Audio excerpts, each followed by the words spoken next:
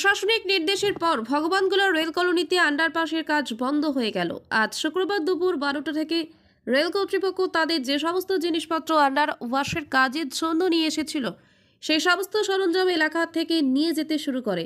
বৃহস্পতিবার ভগবানগোলা এক বিডিও অফিসে রেল কর্তৃপক্ষ, লালবাগ মহকুমা শাসক, ভগবানগোলা এসডিপিও, ভগবানগোলা এক বিডিও সহ স্থানীয় জনপ্রতিনিধিদের নিয়ে এক বৈঠক অনুষ্ঠিত হয়। আর এরপরেই কাজ স্থগিত রাখার কথা বলা হয়েছিল।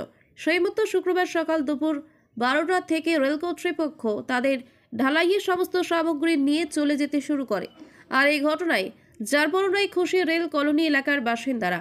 ভগবানগোলা থেকে সময়ের কথা চ্যানেলের রিপোর্ট। সত্যের সন্ধানে আমরা সবাই।